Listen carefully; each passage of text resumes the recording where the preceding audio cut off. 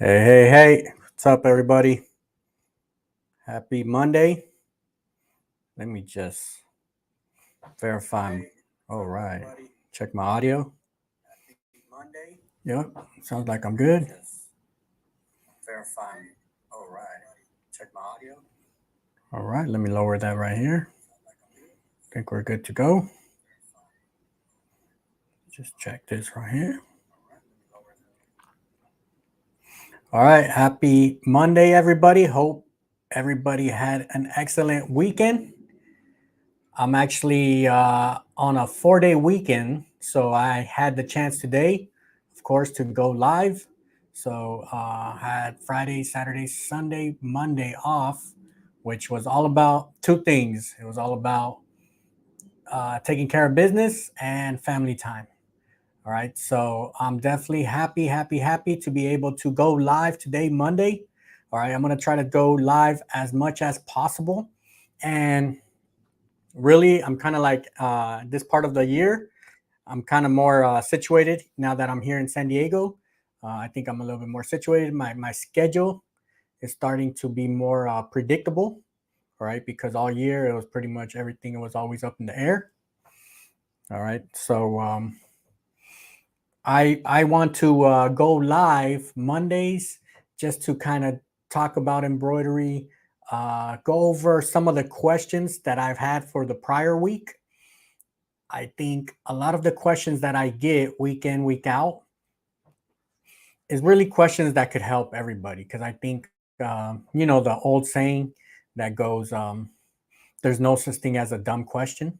All right. Because whatever question you have, trust me, there's hundreds of other people that have that same question. All right. So I do have a list of some of the questions that I want to touch on that I think is very important. All right. Also, if you have any questions about embroidery, if you want to give any of your opinions, recommendations, anything that's on your mind, let me know or just put it here on the comments so we could all kind of learn from each other. All right. And today is a special episode because I actually have one person in the audience. All right. So this is the first time that I've ever had somebody live in the studio. Okay, and it's my daughter right here. All right, stand up right here. Hi.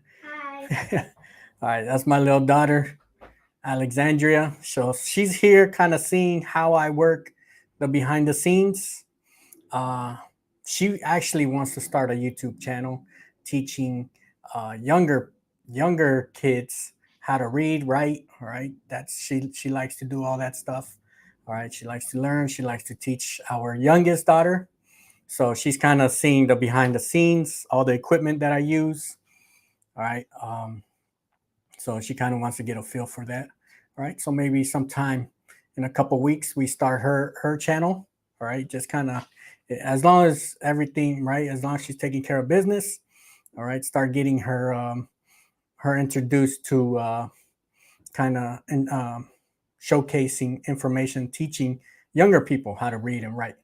All right. So she'll be here in the background. All right. All right. So, of course, it's not the morning. It's what, 11 o'clock here. So it's still kind of mid morning. Um, it's afternoon on the East Coast. All right. So, good afternoon, TMG. All right. JR, Rhonda Hall, David Cooley, Elena. Okay. Hopefully, I'm pronouncing it right. Elena Sondrare. KA, Sheila, Blake. All right. Good to have you here today. Today's episode, okay, or today's chat, embroidery chat, I kind of wanted to answer some of the questions. So the title that I placed here was why is digitizing so hard? That's really the question, like the base of mostly all the questions that I get. All right, how can I learn? I've been trying for forever and I haven't learned. Okay, we'll kind of talk about that. I do have some announcements. All right, so I do have a big announcement. I know I've been talking about the embroidery book for a while. All right, that's of course always a question that I get every week. All right, I have a release date. Okay, have a release date for the book, and it's actually on a special date because the date is on my birthday. All right, so of course I had to make it a special day for being the first book that I'm working on. Okay, and the date for that is, if I had a drum roll, I'll put a drum roll right now. So the release date for my book is November 17. All right, so I know it feels like it's a long time from now, but I kind of underestimated how much time writing a book takes. All right. So, but I got everything kind of gathered up. All right. I have like the route that I want to go, and I have a good idea of how I'm going to package. Okay. Because when we're talking about digitizing, all right, it's like information all over the place. Right. And it's just a matter of introducing the information like systematically in a manner where everything builds up on each other. All right. So November 17th, put it on your calendar. All right. That's a Friday. That's the week before Black Friday. All right. So it's preparation before Black Friday. All right. So I like November. November is like my best holiday, my best month, not because it's my birthday, but Thanksgiving is my favorite. Uh, Thanksgiving is my favorite holiday. Black Friday's there, right? So business wise, family wise, it's always a big month for us here. All right. So I'm super excited. So from here on out, okay, from here on out, I'm gonna be pushing for this book. Um, and I'm gonna make it down. I'm gonna break it down so it's easily digestible and easily to follow along. Okay. Um, all right. We have Yareli. That's the date for my birthday too. All right. All right. So we got Scorpios in the house. All right. Yeah. So TMG. All right. I'm with you. Can't wait for the book either. All right. It's going to be a hard copy. Okay. So it's going to be an actual book. It's not going to be an ebook. It's not going to be something where you just, all right, I'm going to package it up and we're going to make it look good. So you could put all your notes. All right. Especially once November kicks in, December. So that way, come January, all right, you have all your notes ready to go. All right. All right. So I'm super excited for that little bit of information there. All right. All right. Thorough. Good evening from Germany. All right. We got Germany in the house. Veronica. Hi. All right. All right. Stacy is November 14th. All right. So we got a lot of November babies here. All right, so November, I'm super excited. All right, I was excited kind of when I started coming up with the dates. All right, so look out for that. All right, other announcements. Okay, not much. All right, just a reminder for those who want to purchase Mighty Hoops. I have a Mighty Hoop promo code, and now what's cool about it is you can actually order it online and just type in Romero in the promo code, and you'll get free shipping. All right, usually shipping you'll save like a good chunk of change right there. All right. Um, Same thing, right? Questions, always questions on Mighty Hoops. All right. If you're unsure if your embroidery machine is compatible with Mighty Hoops, all right, you could always give them a call. All right. They're some of the most nicest people, some of the people to work with. All right. They know embroidery, they know machines. This is what they do. Okay. This is what they do week in, week out. They can answer your questions. All right. So if you're ever hesitant, if a certain size is gonna fit your embroidery machine, just give them a call. All right. I know I'm used to making phone calls. All right. I like phone calls instead of writing long emails going back and forth. All right. I always prefer old school style of calling. All right. So if you're kind of old school and you remember when we used to pick up the phone, all right, it's easy to call a company, not just Mighty Hoop, right? This goes for any company. All right. So good thing to do is just to have like your notebook with phone numbers just in case, right? Just in case. All right. And then Rob Jones question, is the book just for your machine only? No, it is not. It's going to be embroidery in general. Okay. It's not going to have anything about machine specific. and I'm also playing around with other embroidery software, so I could get the language. All right, if I ever have, because some embroidery softwares, it's the same tools, they just call it different names. All right, so I'm gonna try to incorporate, all right, different embroidery software, different machines, and also with the machines, right? Machines, they're pretty much like 95% made kind of with the same technology. All right. Um, there is difference, but all right, for the most part, the science of embroidery, right, it hasn't changed like in 100 years. All right. Or stitching. All right. All right. All right. So, of course, Mighty Hoops. Yep. Game changers. I agree with you, Sheila. All right. So, let's see. Let's talk about some questions that I have for the week. All right. A big question that I'm getting is the backside of embroidery, right? So if you're doing a logo, oh, hold on. Let me, well, let me just show you this real quick before I go in here. I have a design here on the right. I'm actually shooting a video. As soon as I'm done with this live, with today's live, I'm shooting this video on how to digitize. So this is gonna be like the most, or it probably already is, right? The biggest logo right now. The world is revolving around Chat GBT right now. Okay, pretty much every industry. Okay, every industry is either fearing or embracing the future of Chat GBT. Right? I don't think it's really hit the embroidery scene too hard yet. Okay, but it's something that eventually might, I'm not going to say take over, but it's going to play a huge role. I don't know yet, right? I don't know yet.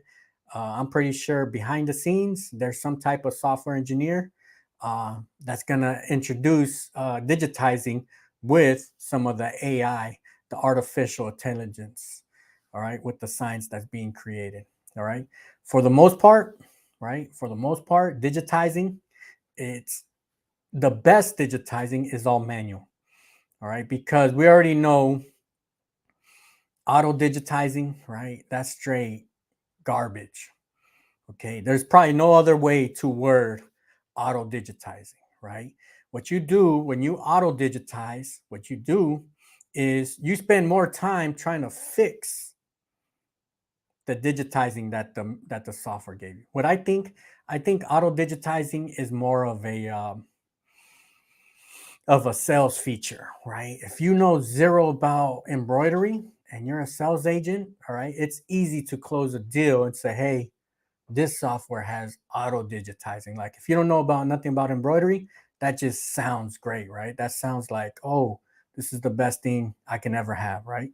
But I think eventually somebody's going to create something, right? Something where at least you input some type of information and it'll create the information. But I think we're still a while away from that. So in the meantime, right, we have to create, manually digitize our embroidery, right? And of course, we can always send it out. That's always the fastest, especially if you're a one man or a two man or person shop. Okay, sometimes it's better to send out files, especially if you're in a time constraint. Okay, but when you receive your files, you got to know what you're receiving, right? It's like going to the market, right? Buying fruits. You know, you're not growing the fruits, you're buying the fruits, but you got to know which fruits are good. You right? You pick it up, you look at it, you know, you might even smell it. All right, you're gonna like hold it, you're gonna weigh it, you're gonna know. For example, like avocados, right? Avocados. What do you do when you're gonna feel avocado, right? You're gonna feel the texture. Same thing when you're receiving your files from a digitizer. You got to open it up. You got to play it. You kind of got to get a feel of how that file is going to run. Okay, if you get a file, a simple file, and you see that you have, let's say, like 30 trims, right? You're gonna kind of pause and you're gonna kind of either reply to your digitizer and tell them, hey, you know, can we cut down the trims? Or you're going to do some type of suggestions, right? Because you know at least the basics of digitizing. All right. So kind of went off on a tangent here. All right. But what I do want to show you, all right, just real quick, a preview of the video that I'm filming today. All right. Kind of going over this. This is all 2 cuts, right? So in a perfect world, we want to have the minimum cuts as possible. All right. So when we talk about too many, you know, when you have those threads on the back of your designs, when you have too many, a lot of it's because you have a lot of trims. All right. So let me just play this real quick. All right. So, you know, everything that I have here, I'm going to explain it on the video. But what I want to show you, okay, is kind of how, so this whole white portion, 0 cuts. So we're walking from one area, stitching one area, walking to the next, walking to the next, walking to the next. All right, bam. Let's go a little faster. All right. Oh, hold on. Let me just go back here. All right, so after this white, trims it. All right. So we're going to have on the back of our, let's say this is a polo. We're going to have a long thread. We're going to have 2. We're going to have one where it starts and one where it ends. Okay. You're going to have those long tails in the back. If we didn't walk, or if we had individual trims, you would have a lot of those long tails on the back side. All right. Now it cuts. Now it's going to start the blue. All right. Same thing. It goes from one side to the next. All right. So on the back side, we don't have so many long tails on the back side. All right. All right. So just as a preview, all right, this is the video I'm doing today. And then I'm just kind of showing you a preview of this week. Since it's Monday, I'm kind of showing you what's, and then I'm doing another video on digitizing these templates for real estate.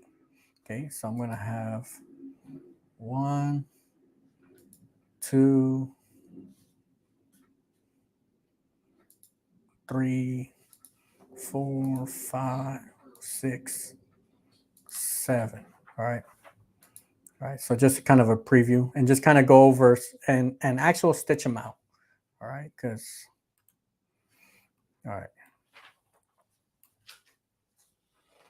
Because so what I want to show here, and I want to kind of bring this up, especially for those who are learning how to digitize, okay, because there are videos on digitizing, okay.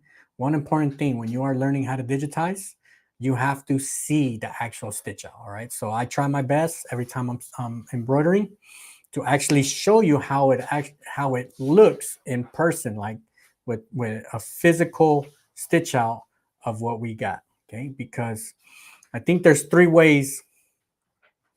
There's 3 steps on learning digitizing. Okay, 3 steps. Number 1 is, this is how I learn. All right. So everybody's different. Okay. But these are my steps how to learn how to digitize. All right. Step number 1 is by seeing, right? You're seeing somebody digitize. You're seeing somebody actually click, right? You're seeing their clicking. You're seeing like how their brain is reacting to a certain design. Okay, I think that's very important. It's important to have, I would say, a mentor or somebody that you could visually see them clicking. Okay, because you see how their brain is thinking while they're digitizing. Okay, so number 1 is by visualizing, seeing somebody digitize, and preferably if they're kind of giving you a game plan or narrating kind of what they're doing, right? Number 2 is for you to repeat what they just did, all right? So you saw somebody do it, now you repeat it, okay? And then once you feel like, okay, I have the design, it's ready to go. The most important thing about learning how to digitize, okay, is to actually stitch out the file, all right? It seems basic, right? It seems like, of course, that's a no-brainer. all right? But I think sometimes that's the final cherry on top that's stopping people from, from being like I kind of know how to digitize, to having that confidence and saying, hey, I'm good, right? So the more samples you have, the more time you're staring, you're under the embroidery machine looking at your designs, okay, the more you understand digitizing and embroidery, right? Because if you understand digitizing, all right, it's not like you have to learn, you have to know how to digitize to run a business. You don't have to, you can send it out. But the more you know about digitizing, the more you can troubleshoot and pinpoint exactly where you're having troubles, if you encounter any troubles with embroidery, all right? Because no matter what, no matter if you're the best digitizer in the world, you're gonna encounter stuff, right? You're gonna have to troubleshoot your way out of certain situations. And sometimes by looking at the designs, okay, sometimes it just takes a little quick tweak on the design. All right. So when we're talking about the backside of designs, that's where I started, right? I started the backside of designs, right? You don't want the backside of the design to have too many tails sticking out because it's super itchy, right? It's unnecessary. You're gonna have a lot of trims, and when you stop the machine and trim and start a new tie-in, that's the possibility of something happening to that design. All right, thread breaks, needle breaks, stuff happens when you stop the machine. You want the machine to be purring. All right, it's like a cat. It's just the longer it purrs, all right, the longer it's kind of at its sweet spot. All right, I always like to compare it to running a marathon. All right, if anybody has ever ran a marathon, I ran 2 marathons. Okay, that's actually number 3. Okay, number 3 is on my bucket list. All right, it's gonna take a while, but I think next year San Diego Marathon. All right, put that on my list. All right, but I've ran 2 marathons, and one thing that I've learned when you're running a marathon, okay, and you'll notice this too if you see if you see track meets or if you see the Olympics, the last thing you want to do is stop when you're running a marathon, okay, or long distance, right? You'll see it like when you see people running in the streets and they hit an intersection, right? They don't completely stop. You'll see them like kind of jogging in place, because if they stop, their body's gonna stop, right? It's like it shuts down, and then you gotta kind of have to warm up the body again to get it back up. I think embroidery machines are the same way. Okay, you stop that machine, right? It moves, and now it got to get that momentum again. But if you keep it running as long as possible, right, the chances of thread breaks or anything, any hiccups happening goes down percentage wise. And the backside of your design, it doesn't look as choppy in the background. All right. All right. I'm trying to answer a question, but I kind of go on tangents. All right. So that's why I have stuff written down, because I'm kind of keep me in place right here. All right. All right. Sheila Blake, which software are you using? This is Wilcom 4.5. I'm software. Rob Jones. Hold on. Let me see if I understand this. Software language is different. Software. Yeah, okay. All right. Rob Jones has Melco. All right. One question that I have. All right. I like to ask this question,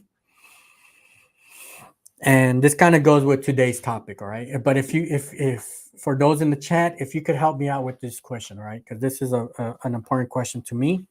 I would want to ask you, what is the challenging part of digitizing? Okay, and I'll answer my answer on this one. All right, if you were to say, what is the most challenging part? Okay, what part of digitizing do you think kind of is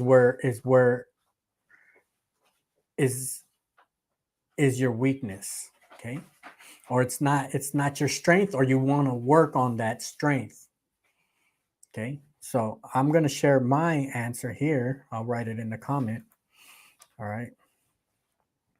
Not just a weakness, right? I don't want to just say weakness, but I want to say what is the challenging part of digitizing? Okay. And because to really answer this question, why is embroidery so hard? Sometimes it's just one hurdle that's kind of stopping you from just, moving along, right? Sometimes that's what happens in embroidery is, um, and I'll probably put two answers, all right? I kind of, right, because it's kind of hard. And I'm kind of agreeing with some of you here, all right? Small, comma, tiny, different color details. All right. Small, tiny, different color details. All right. I'm going to write that one as the challenging part of digitizing. All right. If I'm looking at digitizing, there are certain designs when it has a lot of color, and there's small details, because once you put different colors, you have no other choice but to have trims there, have tie-ins, tie-outs. So you start building a bulletproof center point in certain locations. All right. And what has helped me in certain situations like that with small text is you have to remove details. Okay. That's where speaking to customers and telling them, showing them the reality of how something's going to look like. All right. So sometimes when I have a lot of colors in a small little detail, I'll take away colors out of a design. All right. Unless if it's something important, like a certain design or a certain logo that they need to have that color. All right. It's no big deal. But for the most part, all right, small, tiny, different color details. All right. And then I had another one. All right. I would say, I think for me, when I'm thinking about digitizing, because for the most part, basic logos, right? Easy all day, right? But I think there's some logos where, for example, let me go back to my example here. Right? For example here, so to answer my question, I'm going to say sequence, comma, which is the order of operations.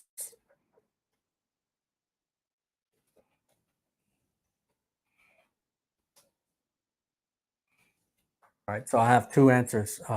The challenging part of digitizing, all right? So my first one is small, tiny, different color details. And then the second one is the sequence, the order of operation. And let me show you what I'm talking about here. Okay. So here, when you're looking at this design, well, let's let me remove this. Let's just look at the logo. All right. So when you get a fresh design like this, right? You get a fresh design coming in and you're looking at it, right? Of course, the first thing we want to do is dive right straight into the design and start digitizing, right? We want to just start going in and start tracing our design. I think for me, the reason why I like digitizing is because it's challenging and really it's like a puzzle. Okay. I see it as a puzzle. I see it as, where should we begin? Okay. Of course, there are rules in digitizing that tells you where you should start and the direction you should go, right? You always hear of center in, bottom up, center out. Okay. So we have guides. Okay. We have guides that kind of tell you, but sometimes your guides, it's not always possible to do certain things, right? So when we're looking at this design, okay, and you'll see when I make the video on this logo, all right, a lot of symmetry happens here. When we have symmetry, that's an advantage to us, the digitizer, because we could digitize one portion duplicate it and work on the sequence and keep on duplicating it, right?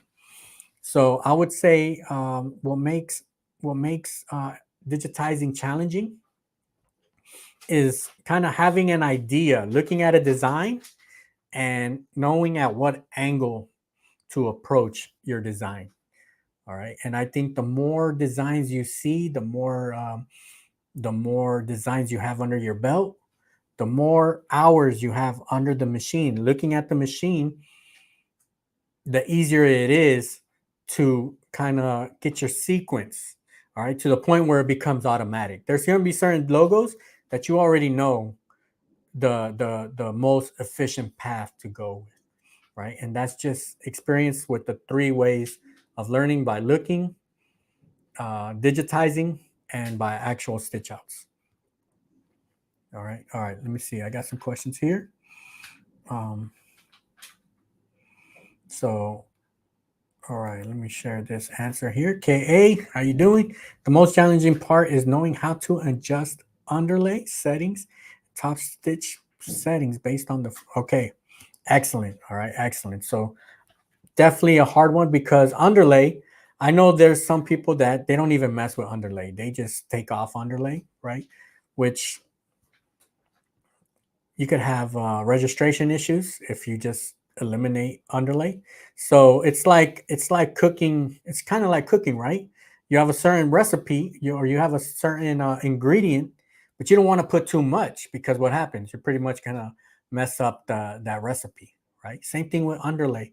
Underlay, you want to find the sweet spot on how much thread foundation you should have on the bottom, right? So think of underlay as your seasoning, and you want to just have enough, and you want to have just enough, right, to make everything blend in smooth, all right?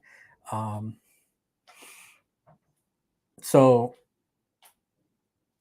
the underlay, all right, definitely something I do want to talk about when I'm talking about this design here. I am going to mention underlay and density, all right? Those kind of go hand in hand, because the more underlay you put, the less density you can put, right? Vice versa. The less underlay you add, potentially the more density you need to add. Okay, so they kind of work together. They're like brothers and sisters working together to make the design look good. All right, but one thing about underlay I want to add, that builds foundation. So if you're trying to create straight lines, because sometimes you're trying to create a straight line and it looks kind of edgy or it looks kind of wiggly, potentially that could be because it doesn't have a strong foundation. Okay, but if we put certain underlay, okay, and the thicker your sand stitches are, the more underlay you could put. The thinner, the less underlay you want to put, right? So, okay, thank you for sharing that. Definitely something we're gonna kind of focus on a lot is the underlay and the density of files. All right. And then TMG, small text on golf polos. All right, that's a big one right here, right? Small text on golf polos, especially when they want, right? They want the full information, right, on the text. And the thing with polo shirts, right, golf polo shirts, you have to think about puckering, right? You want to think about puckering. Same thing is the underlay is always the big one on small text, is what I would say. You don't want to completely remove underlay. All right. There are some times once you get to a certain height, you have no other choice but to remove the underlay. All right. But what has helped me on small text on polo shirts is avoiding cuts. Okay. Avoiding cuts, making that machine move smoothly as much as possible.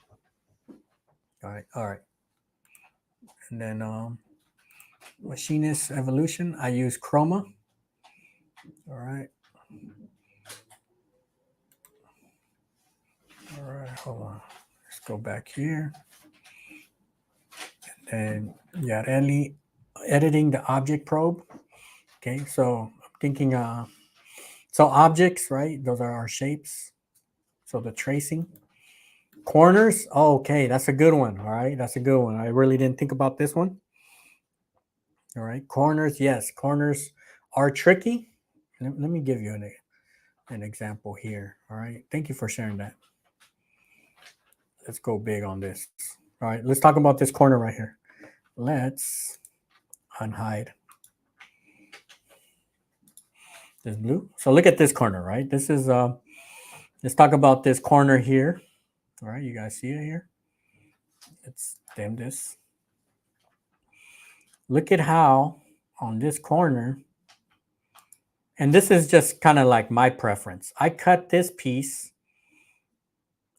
I created it into one piece because I branched it. All right, but let me unbranch this, break apart. Then for this corner, I broke it down into two pieces. All right, so let's see. So you see this piece here, coming here. And that's because I want this line to be straight here.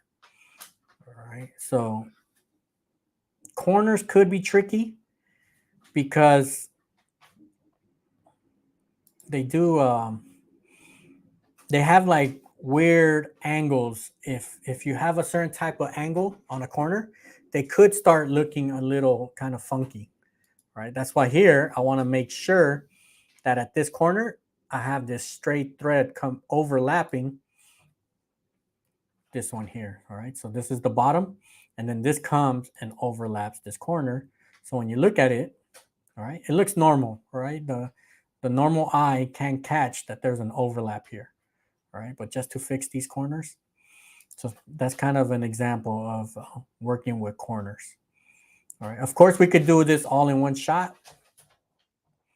but if you're focusing on certain corners, right, I kind of want my corners to look as straight as possible here. So that's why I introduced an overlap here. All right, but that's just a preview, right? Like I said before, I'm doing a video on digitizing this file right here. All right, but thank you for reminding me here. All right, that's a good one right there. And I'm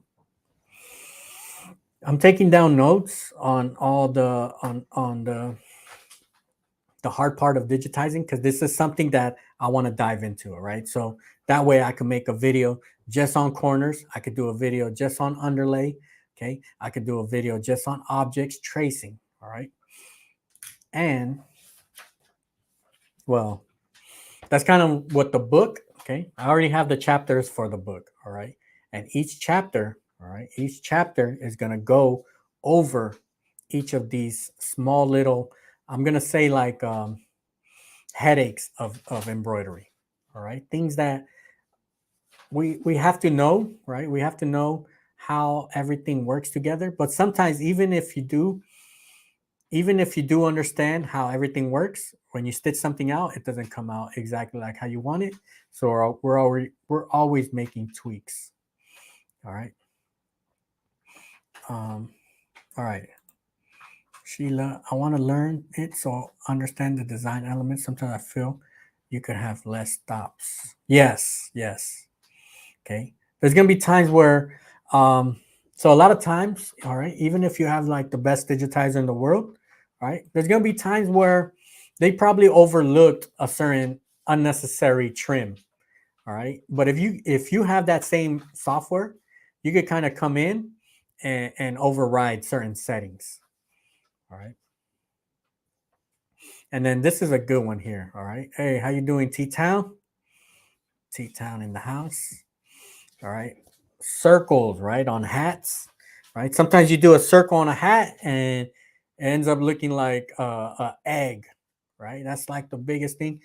What has helped me situations like that is adding underlay. All right, you put that global underlay at first, and then you put the edge run. It'll minimize the hat becoming an egg, especially like on dad hats, right? Dad hats, it's not too stable, very flimsy, and it likes to pull from all sides. So by putting underlay, the global underlay, okay, it keeps it from becoming an egg. All right. All right, Juan Garcia from Puerto Rico. All right, Puerto Rico in the house. All right, let me just make sure I'm not missing questions right here. All right. Then we got Dablo. I just started about 5 days ago digitizing. Welcome, Hap. I've been catching on quick. All right, that's good, right? That's good that you're already getting a rhythm. You're already kind of seeing how stuff works. All right. So right now you're clicking, doing a lot of clicks. You're gonna kind of a suggestion would be just kind of learn the hotkeys. That way, you're moving quicker, and just get as much stitching like under the machine as much as possible.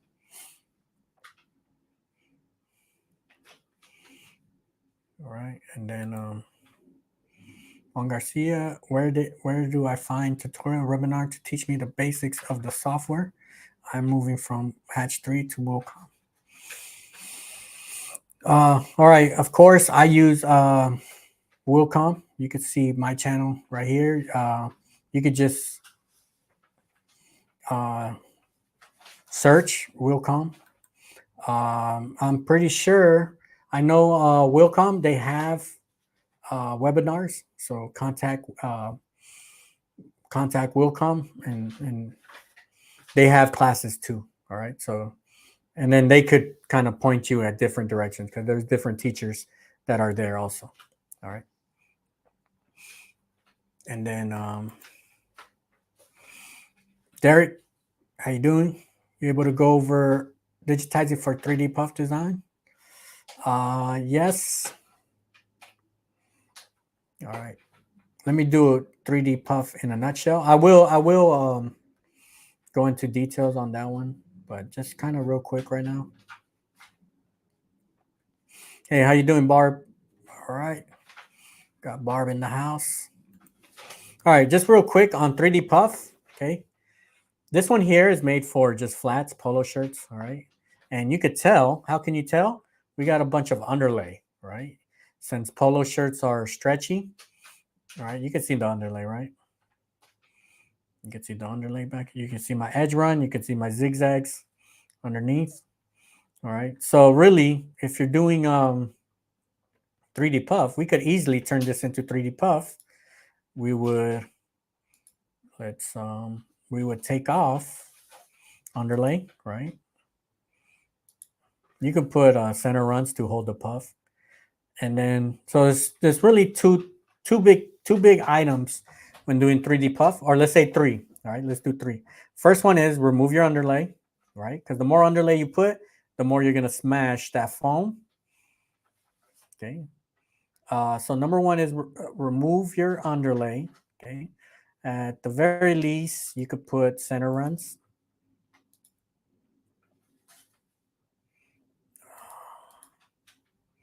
All right, here, I'm just kind of messing around with the stuff. All right, you could, at the very minimum, you could put center runs.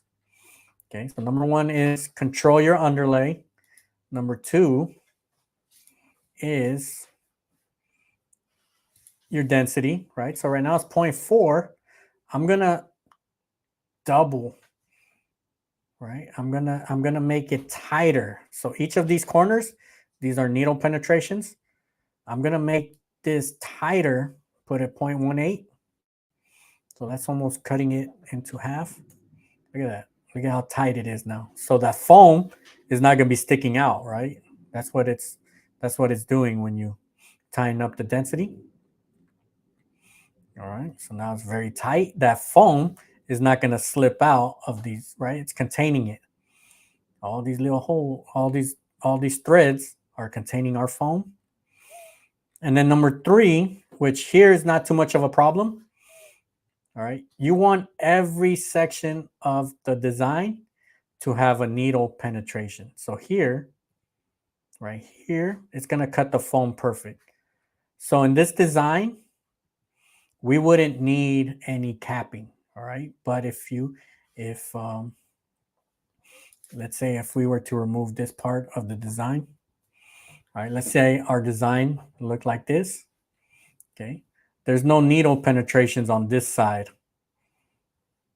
So we would have to put a cap, okay? And then just real quick, all right, not the most perfect cap, but let me just show you. So what you want, right, you would want to do something like this. So now you have needle penetrations on this open side of your file, all right? Just kind of like and then you would want one here too. Because if you don't put a cap here, when you remove the foam, you're gonna have foam sticking out of this open space right here. All right, so that's kind of 3D Puff, 3 steps, okay?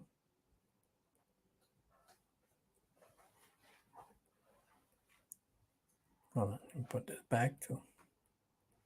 All right. All right. And then I'm gonna make a note. I'll actually stitch it out for a hat. When I do this, this video today, I'm gonna include. So let me put this to include. Make some notes. Include 3D Puff on this design. All right. So I was designing it just for a regular polo shirt, and I'm gonna include it for. I'm gonna make 2 files. Okay. I'm gonna make one just for flats, and then I'm gonna make one for 3D Puff hats. All right. So thank you for that question, or thank you for that. Yeah, that question. All right.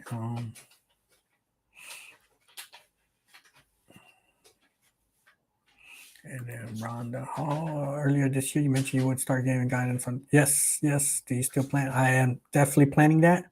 Right now, I'm working with Chroma. Okay. I think that's like the #1 question that I get. When I do something on Wilcom, people want to know what's the equivalent in Chroma. All right. So I am working with Chroma, especially getting into the text. And that's a video coming soon. All right. I also want to compare Wilcom versus Chroma. All right. So that's video that I'm working on. So thank you for that question. So, and I am gonna also include in Brilliance, all right? Because I have in Brilliance too. All right, and then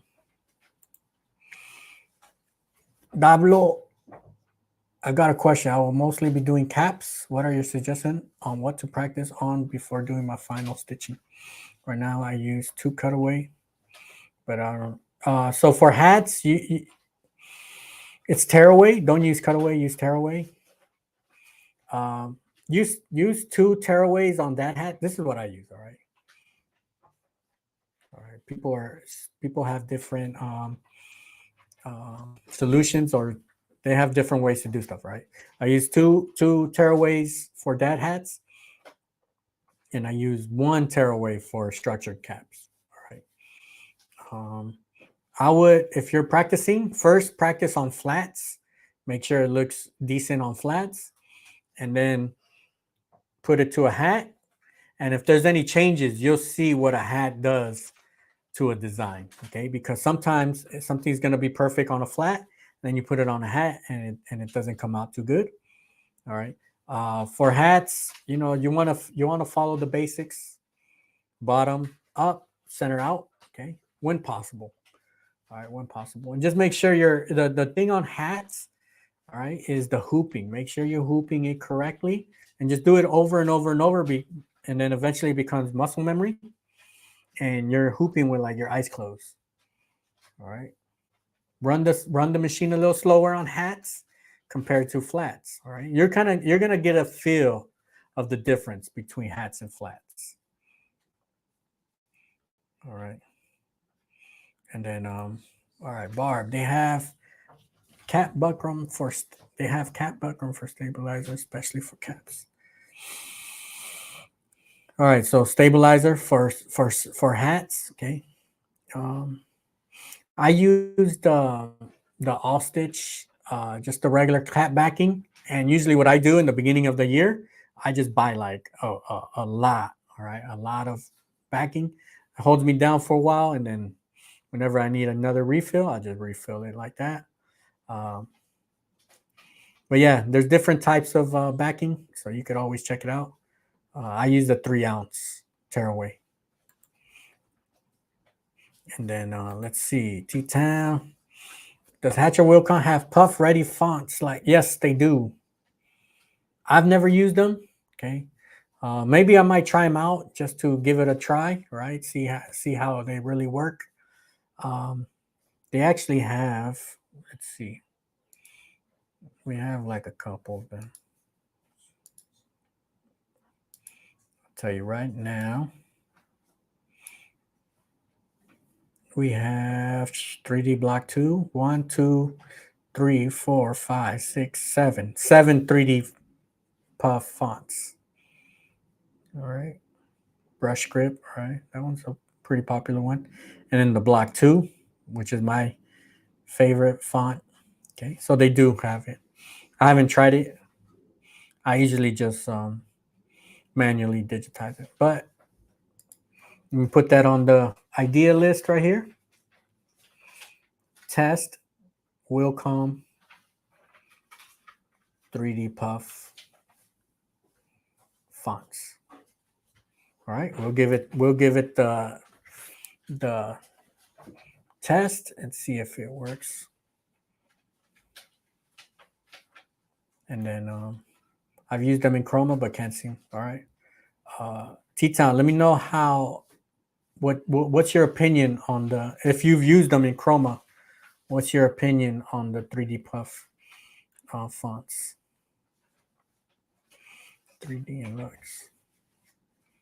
And then I think Alina, 3D and Lux. Yeah, I think T-Town's using Lux, if I'm not mistaken. And then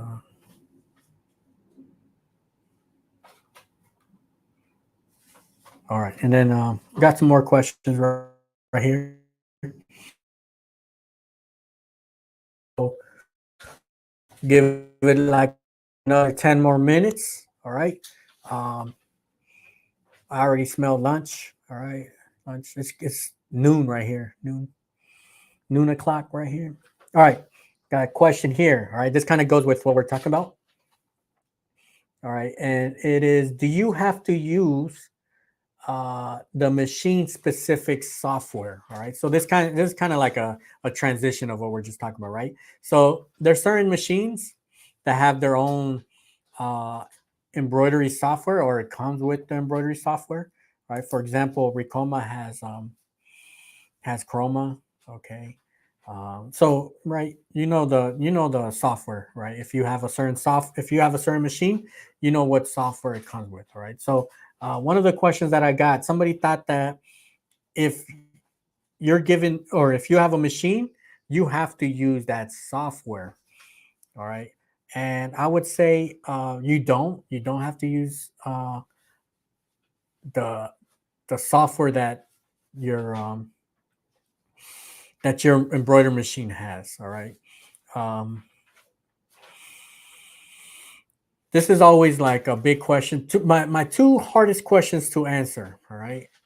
Questions that I don't really like to answer it because it's on a personal person question. The number one question I don't like to answer is, what machine should I buy? Okay. That's like my number one question, right?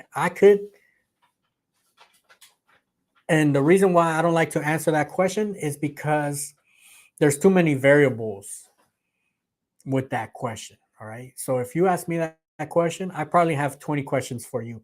And I have my dream machine. Like, I have my machine that I wish I would have.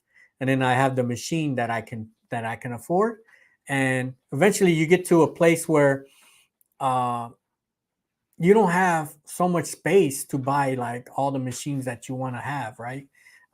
We're kind of maxed out, right? I have 2 machines, and I'm kind of looking for a bigger place if I want to expand and buy more machines, right? So for right now, I'm good where I'm at. All right. I have Ricoma machines. and I'm completely 100% happy with my machine. Like I've said it in videos before, I could go toe to toe with some of the most expensive machines or some of the shops that have the most expensive machines, right? And that's because as long as you have your embroidery machine tuned, okay, finely tuned, you have your designs, okay, good to go, and your hooping is on point, right? With any machine, right? Any machine, ideally, you should be good to go, all right? But I don't like to answer that question. I don't like to just tell you, hey, buy this machine, because there are better machines out there, right? There are better machines, but just because you buy a better machine doesn't always mean you're going to get better results, because you got to make sure every detail of embroidery is checked off correctly, right? You're taking care of every little detail. But what I would say is every machine should give you good quality, okay?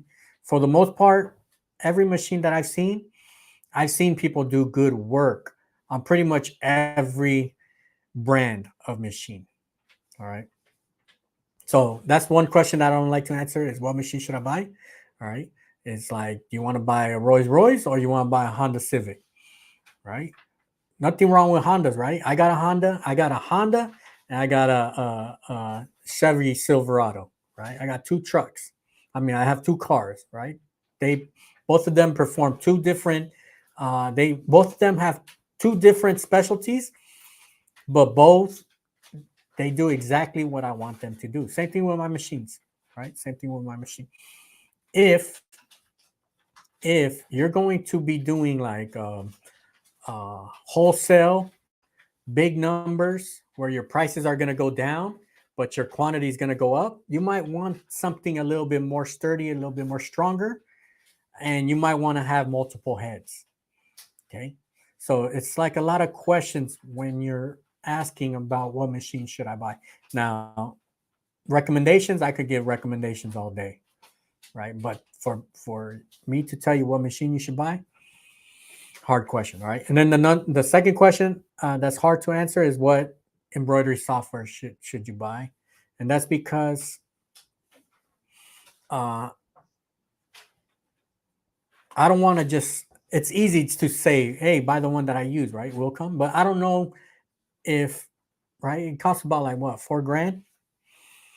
I don't know if you're able to buy at that moment, right? Just to say, okay, let me get it. All right. So I don't know in what situation you're in. I don't know how serious you are about embroidery. I don't know how business minded. I don't know how serious you are. That's really where I want to say. I don't know how serious, and I don't know how gun ho you are about embroidery. All right. But if you're gonna tell me, hey, just it's either all or nothing, right? Of course, will come. All right. That's kind of like I say, I go off on a tangent, right? I go off on a tangent, and but that was a big question that I get, right? Do you have to use a specific machine for your embroidery machine? All right. Of course you don't. You could you got to find the one that kind of fits your budget and that does the job that it wants you. Okay, I think a good starting point is Hatch 3 is always a good starting point, and then you could always upgrade to Wilcom. They'll give you credit. Okay, so if you purchase Hatch and you want to go Wilcom, it's not like you wasted money. You could actually apply that payment to your Wilcom. All right. Um, and then T-Town. Is there a way to change the density in the fonts on Hatch with them? Yeah, yeah, you should. You should be able to go to your object properties, uh, fields, and you should be able to change it there. If I'm not mistaken, I'm pretty sure Hatch and Wilcom they have the same text features, so you should look out for that. Um, and then Rhonda, do you use hat hoops? Yeah, the only hat hoop that I use is the Gen 2. because we do a lot of dad hats, and dad hats with the regular hoop, since it only holds it down on the front side. Sometimes we get shifting on certain designs, and the Gen 2 kind of holds it in 3 places, and it just locks it down. And then let's see, T-Town, they have worked well, but trying to stay away from Lux as much as I can. All right, so that's good that you had. I think that you've gone with both, right? So you have like a good view on both, on Lux, on Hatch. All right, so that's kind of something that I want to do. I want to play with the both software and give my opinion on it. All right, because I mean, on Wilcom, easy day, right? Easy day, just with text, you can make a lot of adjustments on that. So I'm gonna kind of take Chroma to the test, see how far I could take Chroma's text. And then, all right, there's good information here. Barb, T-Town, you have to buy Puff fonts. Can get font. Okay, so you can get font packs from Wilcom if you want, like the whole letters of certain fonts. All right, and then. All right, so that's something I could look into that right here. The feature only unlocks when you break apart the text. All right, yeah, that's kind of crazy that you could only change the density like that. All right, I think we're good today. All right, let me see. Oh, actually, one more question right here that I have written down is embroidery supplies. All right, where do I buy my embroidery supplies? I like to keep it very simple. AllStitch, okay, AllStitch, Gnold, and then I do have certain items that I buy in Amazon, okay. And just as a FYI, you could see I've created a storefront from Amazon, and I list items that we use every day or almost at least once a week in our Amazon shop, all right? Because I like to recommend items that I actually use, okay? Not just something that um, I think potentially, right? Somebody could, no, I like to take items to the test, and if I like something, then I recommend it. So I don't know if I put the links in the description, but I'll put it in after right here in this live. Embroidery supplies. Get to know the items that you like. Test certain cutaways. Okay, there's certain cutaways that are different from others. So learn the difference of the cutaways. Okay, sometimes it's gonna cost you like an extra 100, $200 to buy like different items to test out. But right now, right now is July. We're getting into August. Okay, our 4 biggest months of the year: August, September, October, November. Okay, you have to start preparing for the holidays. Holidays is and cold weather. Holidays and cold weather, for some reason, that's when embroidery, all right, pops off. All right. At this time right now, you still have time. Start testing certain products. Start testing your cutaway. Start just know your go-to supplies. All right, but I would recommend AllStitch, Gnold, and certain items on Amazon. Not everything, all right, because I do not like to purchase a lot of stuff from Amazon. All right, but there are some stuff that's cool. All right, certain brands. I'm looking for more brands when I'm talking about when I'm looking at Amazon. And then, actually, this is a good question right here. All right, TMG, what's your go-to cutaway supplier? All right, actually, I didn't mention who I use for cutaway. Right, so I don't use AllStitch for cutaway. I use United Threads. Okay, United. It's like United TPS when it's the website. Right, United Threads. They had this certain. I don't know if they sold out on them a while back, but they had this certain cutaway that was like real soft, which I think AllStitch now carries. All right, but check that out too. For cutaway is United Threads, but on the website it's like United TPS. But one last thing about embroidery supplies is try to find one embroidery supplies that kind of carries everything that you need. All right, because if you bundle all the items that you need, like all at once, like you want to spend like a week and write down everything that you want or everything that you need. If you spend a week writing that down and you kind of bundle everything, you'll save on shipping. Either you'll get free shipping, or you won't have to make multiple purchases where you're spending on extra amount of unnecessary shipping. All right, and then we'll kind of end on this one here. Barb, with all the good information right here. Wilcom has the elements half price until the end of the month. All right, good to know. I'm going to have to check that out right there. All right. All right, so we hit the hour mark. All right.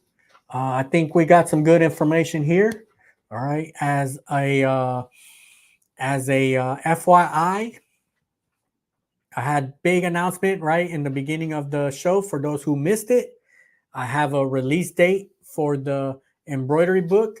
Okay. It is November 17. All right. November 17.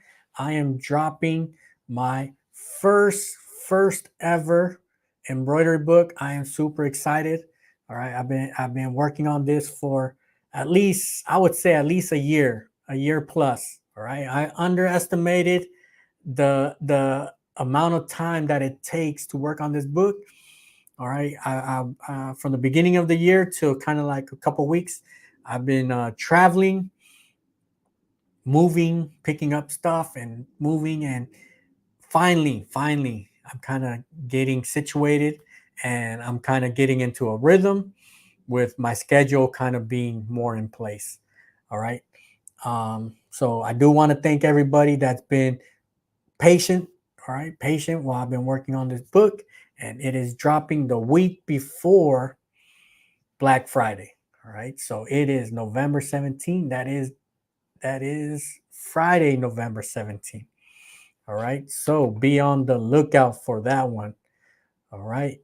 And yes, I'm in San Diego, Dablo. All right. So good information. I'm going to have more of these just live sessions here where we just talk about embroidery. We come up with topics and we exchange information.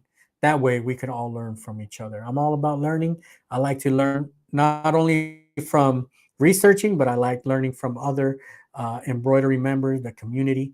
Okay, I think embroidery has one of the best communities out there for custom garment decoration. Okay, yeah, so pre-order, okay. Yeah, let me kind of, that's a good question. I like that question. All right, we'll plan the pre-order soon too. All right, so I do appreciate that question. All right, so I have my daughter. She's gonna sign us off. I had one member here, audience member. First time I ever had an audience member here. So I'll have my daughter here sign us off. All right, come on. Don't forget to press the subscribe button and peace. All right, everybody. Subscribe button. All right, everybody. Peace out.